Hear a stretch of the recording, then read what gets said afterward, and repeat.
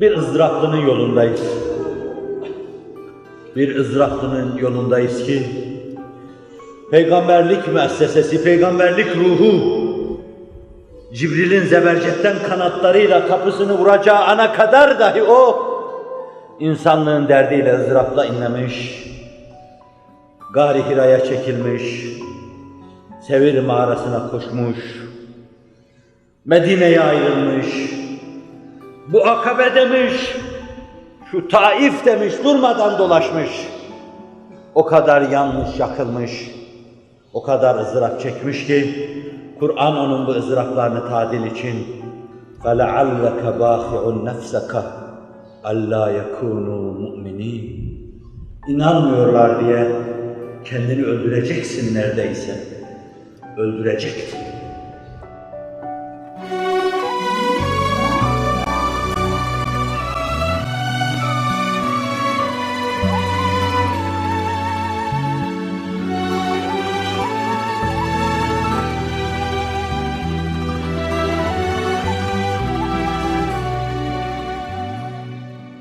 Burada bir te'dip vardı, bir itap vardı. Allah'la onun arasında böyle bir itap olabilir. Ağzım kurusun, Kur'an'ın ona hitap ettiğini ben söyleyemem. Bana göre onda iltifat vardı. Allah ona diyordu ki, ey benim canım, Habibim, sevgilim, kendine bu kadar eziyet etme. Sen tebliğ ile mükellefsin. İnandırma, Allah'a aittir. İnneke lâ tehdî men ahbebt. Velakinnallâhe yehdi ve yeşâ.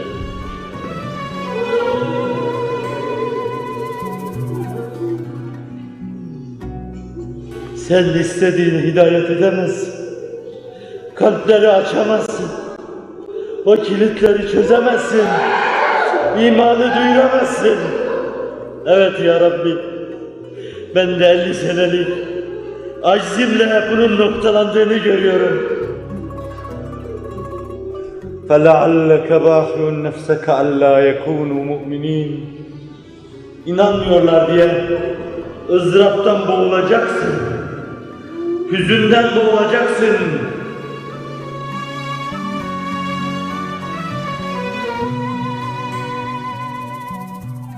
Ve Kehf suresinde şöyle diyor: فَلَعَلَّكَ بَاخِعُ نَفْسَكَ عَلَى آثَارِهِمْ اِنْ لَمْ يُؤْمِنُوا بِهَذَا الْحَد۪يثِ أَسَفًا Neredeyse kendini intihar edeceksin esefinden, üzüntünden.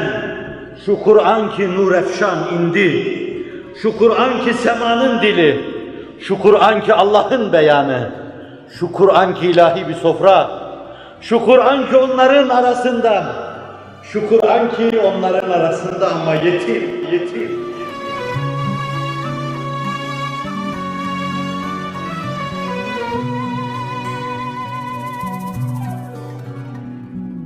Canım çıksın, yetim. Bir dünya onun dilini bilmiyor. Ağlıyor, bir dünya onun dilini bilmiyor. 3 asırdır yetim. Babası öldü Kur'an'ın. İslam cemaati öldü. O benim yiğidimdi. Karşı bayrağa gömdüler. Kur'an yetim. Ve 10 asır evvel titreyen elimden yuvarlanıp aşağıya gitmişti. 10 sene evvel de benim mücrim elimden. Millet onu ne zaman bıraktı?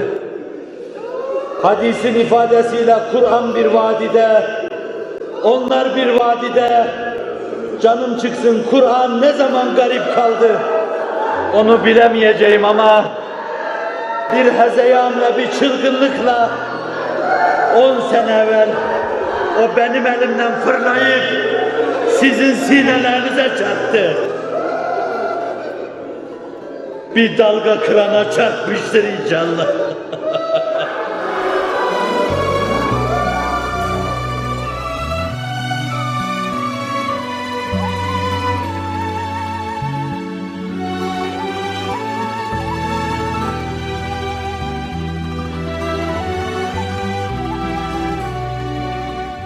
bende talihsizliğe uğrayan, bende hakaret gören, kurban olayım sana. Sizde destek bulmuştu, size atıldı. Uyan yiğidim uykudan, bak bağrından hala, yıllar oldu gideli. Uyan onun uykusundan uyan.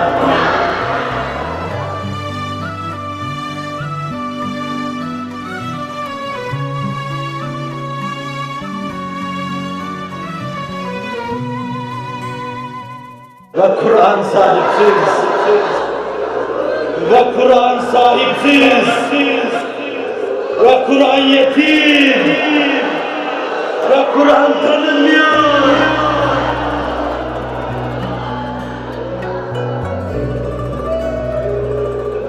Çığlıklarınıza kurban olayım. Çığlıklarınıza kurban olayım. Allah şahit sizi çok seviyorum. Ölürken sizden ayrılığa üzüleceğim. Onunla o paslı kilitleri çözeceksiniz. Onunla sinelerimizde İslam'ın sesini son bir kere daha duyacaksınız.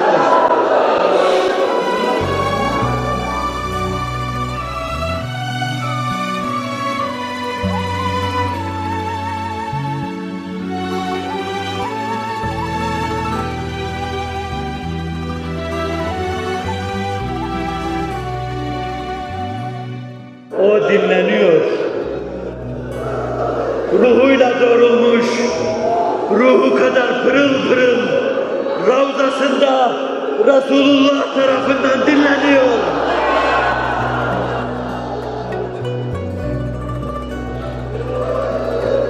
Azizun aleyhi ma anittum harisun aleykum.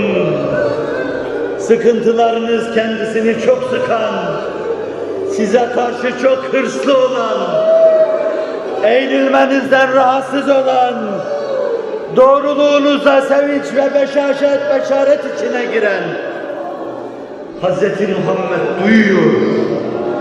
Sallallahu aleyhi ve sellem. Sallallahu